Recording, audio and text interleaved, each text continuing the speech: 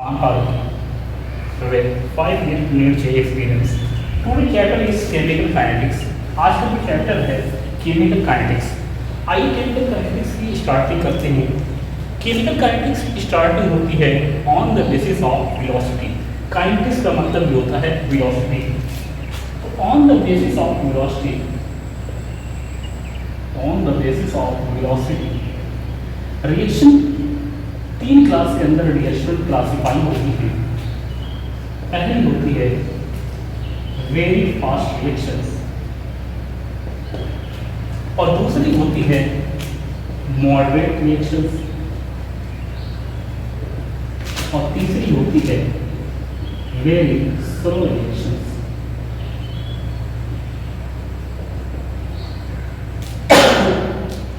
नाम के आधार पर ये चलती है। वेरी फास्ट रिएक्शन जो होती हैं ये इतनी फास्ट होती हैं कि कुछ ही सेकंड के अंदर, सेकंड से भी कम लगता है, ये कंप्लीट हो जाती हैं।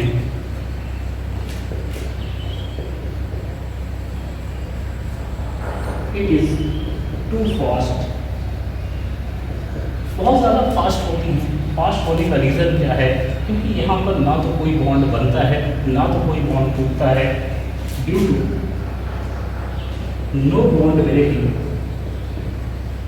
no bond breaking and formations takes place, and formations takes place।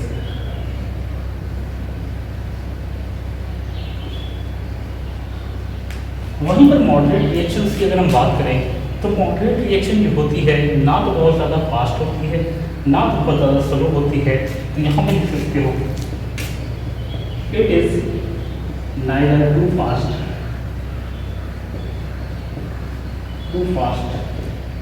nor slow। ना तो बहुत ज़्यादा ये फास्ट होंगी ना तो बहुत ज़्यादा स्लो होंगी। और यहाँ पर बात करूँगी it is very very slow, very very slow, बहुत ज़्यादा स्लो होती है। इतनी ज़्यादा स्लो होती है इस रिएक्शन को कंप्लीट होने में महीनों से सालों का टाइम लग जाता है। अगर हम बात करें एग्जाम्पल तो वेरी फास्ट रिएक्शन में एग्जाम्पल होता है आयनिक रिएक्शन। आयनिक रिएक्शन, आयनिक रिएक्शंस, इनमें एग्जाम्पल होता है आयनिक रिएक्शन। जैसे हम बात करें सिल्वर नाइट्रेट, इसकी रिएक्शन कराई पोटेशियम क्लोराइड। यहाँ पर फॉर्मेशन फॉर्म हो जाता है सिल्वर क्लोराइड का, प्रेसिपिटेट मिलेगा और साथ में मिलेगा सॉल्ट पोटेशियम नाइट्रेट।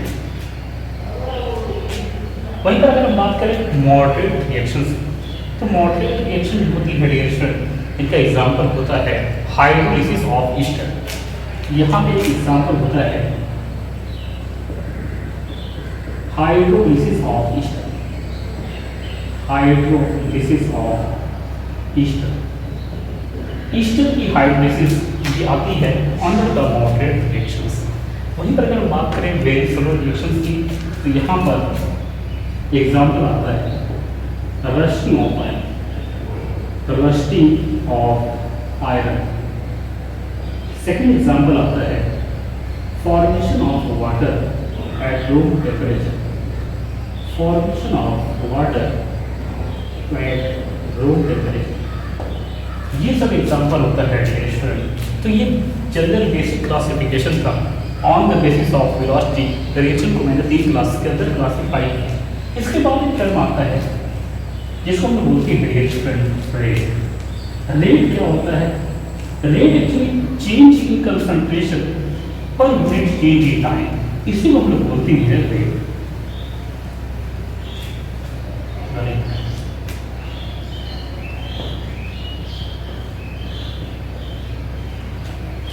केमिस्ट्री के अंदर रेट की अगर हम बात करें तो रेट की डेफिनेशन जो बनती है dear student, change in concentrations per unit changing in time. ध्यान रख सकते हैं change in concentration per unit change in time और कॉल्ड रेट, और कॉल्ड रेट। इसी को हम लोग डियर स्टूडेंट रेट बोलते हैं। आइए केमिकल काइनेटिक्स के पॉइंट ऑफ व्यू से रेट क्या होता है आइए उसको हम लोग समझाते हैं एक एग्जाम्पल के हेल्प से। देखिएगा ये एग्जाम्पल है, ये कोई रिएक्टेंट है और इस रिएक्टेंट से कोई प्रोडक्ट बन रहा है, यानी माना ये रिएक्टेंट है, इससे प्रोडक्ट का फॉर्मेशन हुआ है P। T is equal to 1, मैंने माना रिएक्टेंट की कंसंट्रेशन R1 है, ये R1 बना, यहाँ पर प्रोडक्ट बना है T1। आपने टाइम पास किया, मैंने माना T is equal to T2 time पर इसकी कंसंट्रेशन चेंज होके R2 हो गई और यहाँ पर प्रोडक्ट की कंसंट्रेशन चेंज होके P2 हो गई। नो डाउट रिएक्टेंट टूटता जाएगा। जब ये रिएक्टेंट टूट रहा होगा तो यहाँ पे R1 की कंसंट्रेशन ज़्यादा होगा, R2 की कंसंट्रेशन होगी, R1 की कंसंट्रेशन ज़्यादा होगी और R2 की कम होगी। यहाँ पर प्रोडक्ट बन रहा है, P1 की कम हुई, P2 लास्ट में ज़्यादा बना होगा, तो P2 की कंसंट्रेशन ज़्यादा। हम लोग जानते हैं रेट का मतलब होता है change in concentration per unit change in time. अगर हम रिएक्टेंट के रिस्पेक्ट में देखें, rate with respect to reactant,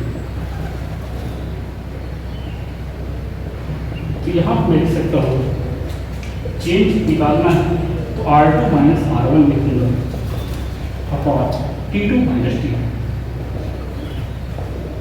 ये मैंने जो रेट लिखी है रिएक्शन, ये मैंने लिखा है विद रिस्पेक्ट टू रिएक्टेंट। वहीं पर अगर हम बात करें प्रोडक्ट की, rate with respect to product, हम जानते हैं फाइनल कंसंट्रेशन चेंज यानी P2 minus P1 upon T2 minus T1। ये देखिए मैंने रेट यहाँ पर लिखा है with the help of this reaction. यहाँ पर प्रोडक्ट के रिस्पेक्ट में लिखा, यहाँ पे रिएक्टेंट, लेकिन रेट जो होती है रिएक्टेंट ये कभी भी नेगेटिव नहीं हो सकती, वेलोसिटी कभी भी नेगेटिव नहीं हो सकती, क्योंकि यहाँ से R2 जो है ये छोटा है, R1 बड़ा है, छोटे से बड़ा माइनस कर रहे हैं तो यहाँ पर माइनस आएगा। इस माइनस को प्लस में चेंज करने के लिए यहाँ पर लगा देते हैं माइनस। जब ये माइनस लगाते हैं तो यहाँ पे हो जाता है माइनस का डेल्टा R ऑन डेल्टा। यानी जब रिएक्टेंट के रिस्पेक्ट में आप लिखोगे तो रिएक्टेंट के रिस्पेक्ट में आपको लगाना होगा माइनस R। माइनस लगाने का मतलब है ये टूट रहा है, डिसअपियर हो रहा है। इसका दूसरा नाम होता है rate of reaction with respect to reactant, या बोल सकते हो rate of disappearance with respect to reactant.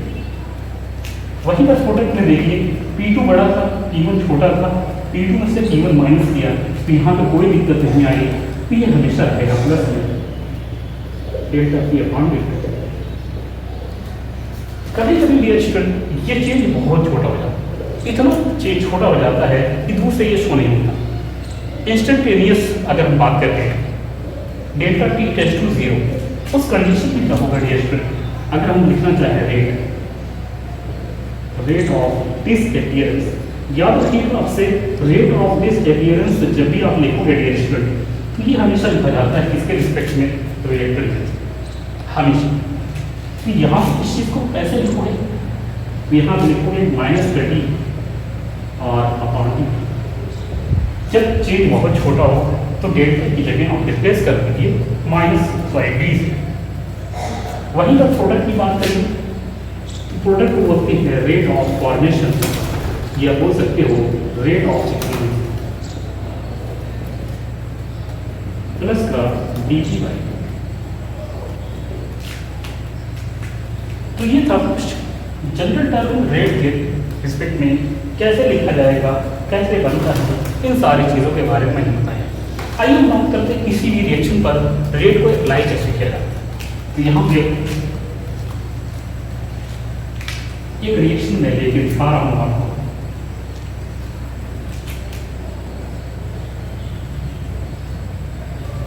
अगर हम बात करें रिएक्शन से, मैंने मान से a balanced reaction is a balanced chemical reaction or chemical reactions or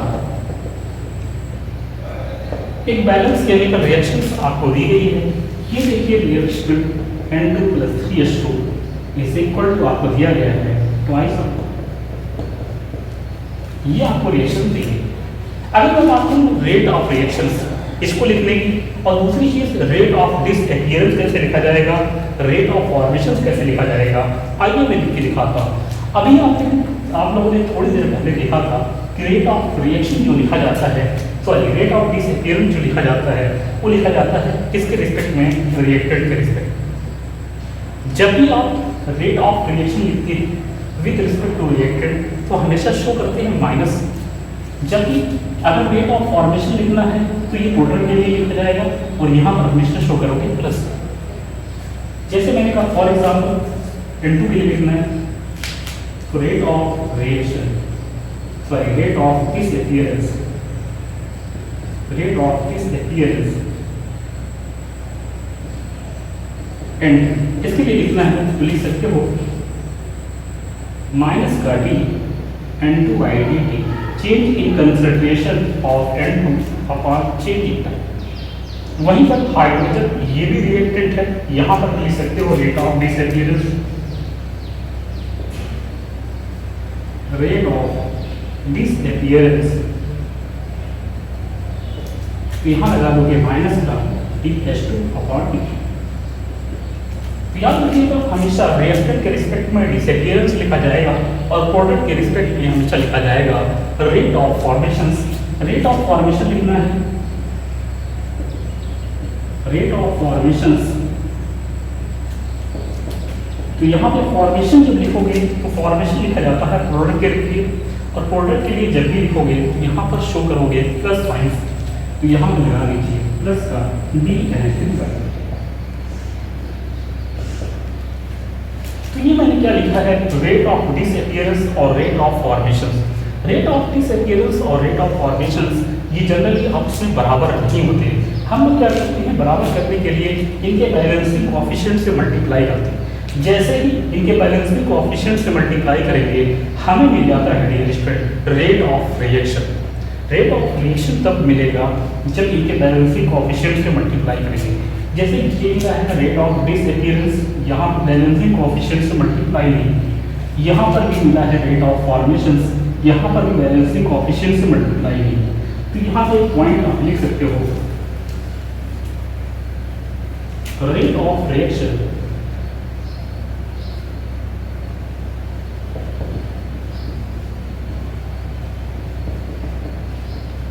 is dependent on balancing coefficient, balancing coefficient। ये बैलेंसिंग कोएफिशिएंट पर डिपेंड करता है डियर स्टूडेंट। अगर हम बात करें रेट ऑफ रिएक्शन की तो यहाँ पे आपने रेट ऑफ डिसअपीयरेंस लिखा था इस तरीके से माइनस का डी N2 by हम इसके बैलेंसिंग कोएफिशिएंट से अगर यहाँ मल्टीप्लाई कर दें तो ये रेट ऑफ रिएक्शन आ जाएगा। यहाँ पे इसका बैलेंसिंग कोएफिशिएंट है 1, ये देखिए 1 से multiply, this is the rate of reaction with respect to nitrogen. यहाँ पे हाइड्रोजन दिया गया है, इसका मैंने रेट ऑफ डिसअपीयरेंस से लिखा था कुछ इस तरीके से, इसका बैलेंसिंग कोएफिशिएंट 3 है, इससे मैं मल्टीप्लाई कर दूँ तो ये देखिए रेट ऑफ रिएक्शन आ गया है हाइड्रोजन का विद रिस्पेक्ट टू रिएक्टेंट। वहीं पर बात करें रेट ऑफ फॉर्मेशन की तो मैंने लिखा था प्लस का डी NH3 by dt। अगर मैं इसके बैलेंसिंग कोएफिशिएंट से यहाँ मल्टीप्लाई कर दूँ this is rate of reaction. अब बन के आया है रेट ऑफ रिएक्शन। तो रेट ऑफ रिएक्शन ये जनरली डिपेंड किस पे करेंगे, बैलेंसिंग कोएफिशिएंट।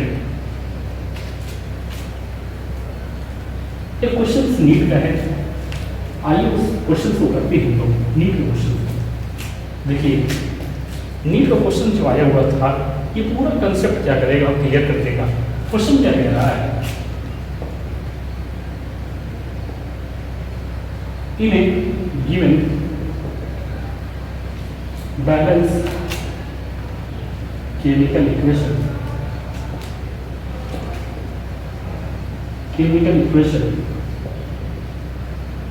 एक केमिकल इक्वेशन दी गई है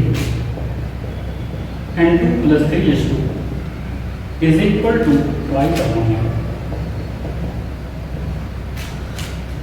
ये आपको दिया गया है N2 plus 3H2 is equal to twice ammonia। यहाँ पे दिया गया है if minus d n two upon D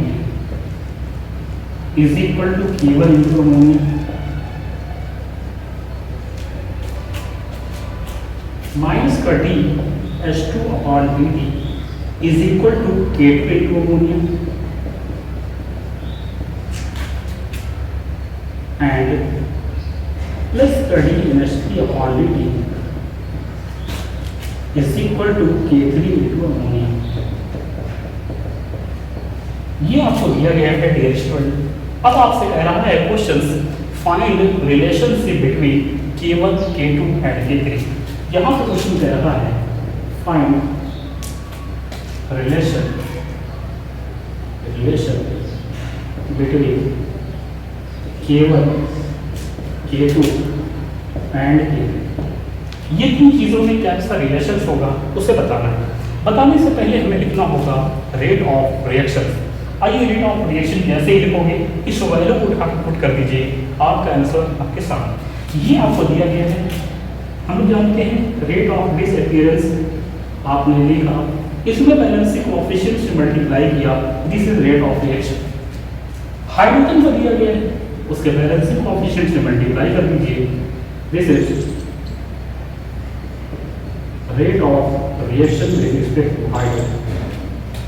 वहीं पर हम बात करें रेट ऑफ फॉर्मेशन की, ये देखिए रिएक्शन उसके बैलेंसिंग कोएफिशिएंट से मल्टीप्लाई कर दिया, क्योंकि फॉर्मेशन हो रहा है तो यहाँ पर लगा दिया। ये वैल्यूज आपको दी गई है, माइनस का D N2 by D T ये दिया गया है K1 इंटू अमोनिया, यहाँ उठा कर सकते हो, यहाँ उठा कर रख दिया K1 into D H2 by D T ये दिया गया है K2 इंटू अमोनिया,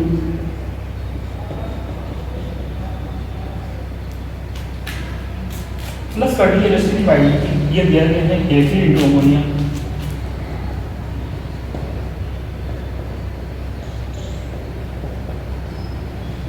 ये देखिए मैंने बना लिया है rate of reaction.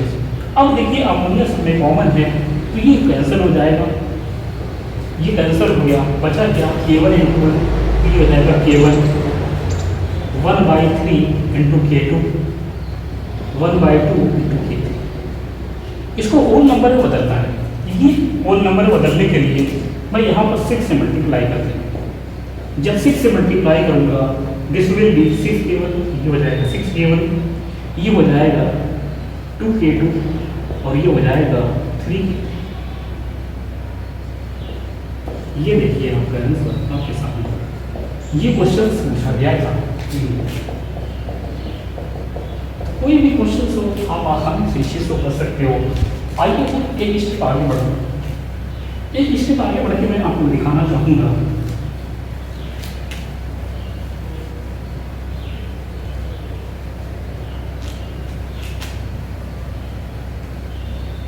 Rate La expression.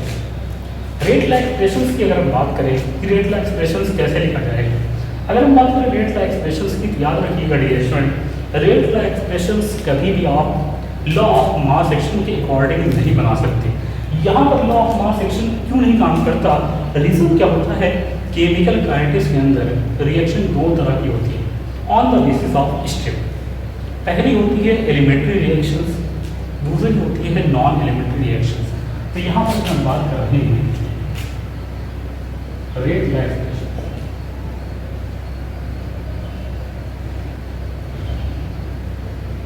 Rate law expressions की जब भी हम बात करेंगे, रेट ला एक्सप्रेशन होता क्या है, यहाँ लिख सकते हो it tells about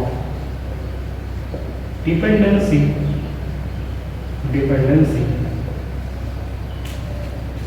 of concentration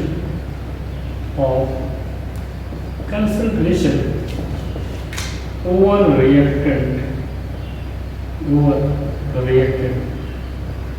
ये चीज बताता है dependency of concentration over reactant. Reactant के ऊपर किस चीज की डिपेंडेंसी होगी, कंसंट्रेशन की।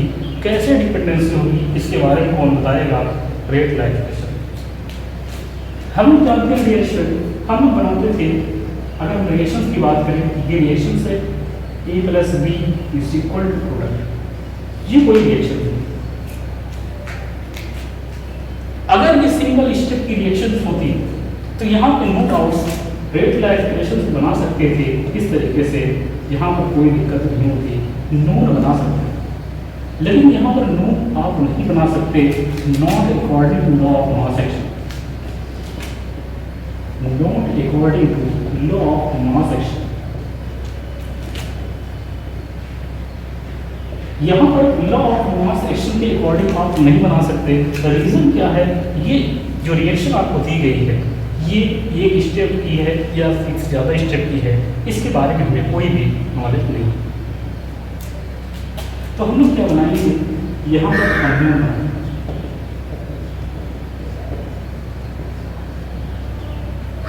इस तरीके से अननोन एक्सप्रेशन बनाते हैं।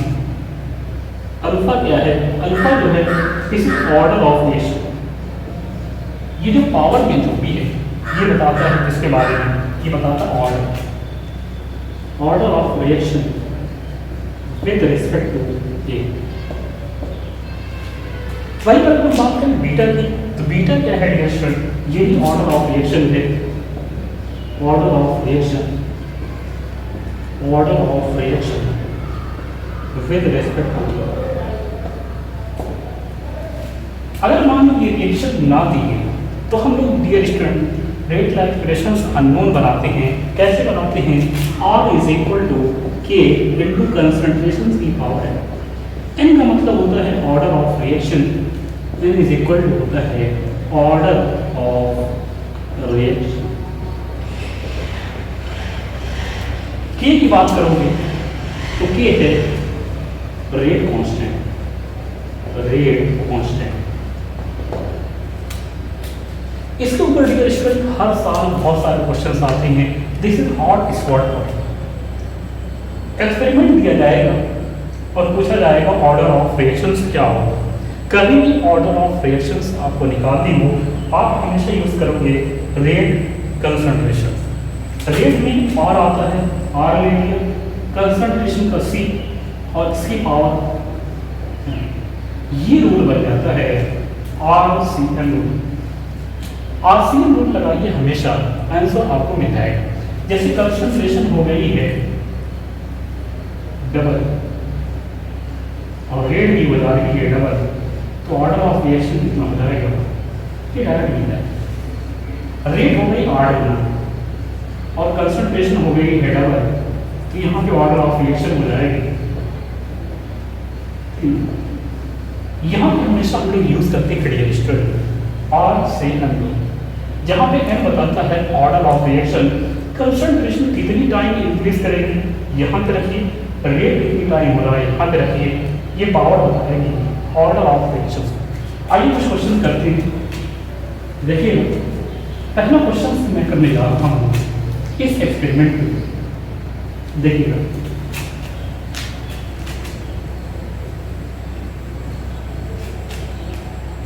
यहाँ पे कुछ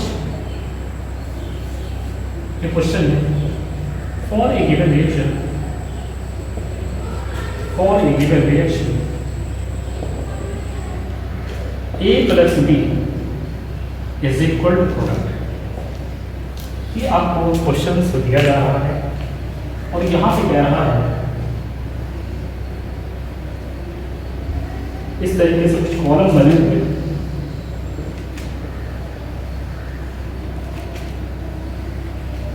एक कॉलम में लिखा गया है एक्सपेरिमेंट,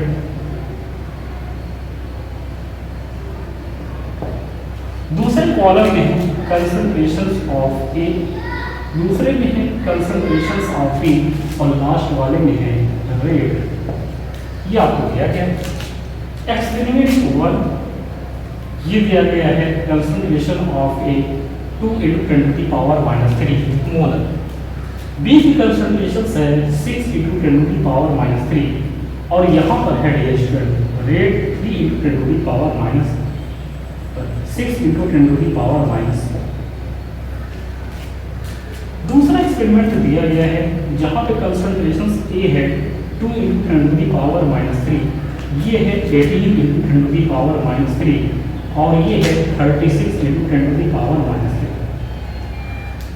तीसरा एक्सपेरिमेंट आपको दिया जा रहा है, ये है 6 × 10⁻³ और ये है 6 इंटू 10⁻³ और यहाँ पे है रजिस्टर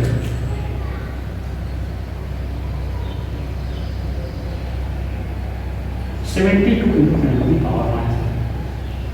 क्वेश्चन कह रहा है calculate order of text, calculate order of text. ये क्वेश्चन आपसे पूछा गया है। आइए क्वेश्चन को क्यों लगा, हम लोगों ने कहा था कभी भी ऐसा क्वेश्चन आए आप हमेशा यूज करिएगा rate versus concentration. Rate concentration क्या है हम लोगों ने बताया था अभी थोड़ी देर पहले, हमने बताया था थोड़ी देर पहले। रेट ये के है कॉन्स्टेंट, इसको हटा दीजिए, आर इज इक्वल टू बन जाएगा कंसंट्रेशन की पावर। रेट कितनी टाइम हो रही है यहाँ पे रखिए, कंसंट्रेशन कितने टाइम हो रही है यहाँ रखिए, एन बताएगा ऑर्डर ऑफ रिएक्शंस के बारे में। रेट की अगर हम बात करें तो पहले देखिएगा पहला एक्सपेरिमेंट फॉर ए के जिसके लिए निकालना हुआ करे, सुन लीजिए रिएक्शन जिसके लिए निकालना हुआ करे उसको क्या रखिए हमेशा कांस्टेंट फिक्स रखिए। ये देखिए फर्स्ट और सेकंड एक्सपेरिमेंट में ये देखिए फिक्स, लेकिन ए के लिए जब निकालोगे तो बी को क्या रखोगे फिक्स। ये देखिए फर्स्ट और थर्ड में क्या है फिक्स है, using first and third, first and third experiment. First और थर्ड एक्सपेरिमेंट आपको यूज करना है। ये देखिए कंसंट्रेशन कितनी टाइम हो जा रही है 3 टाइम, इसकी जगह रख दीजिए 3 टाइम। रेट कितना हो जा रहा है 12 टाइम।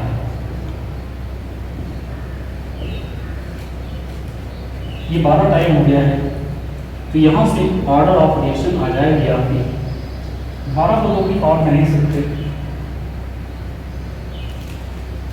ठीक।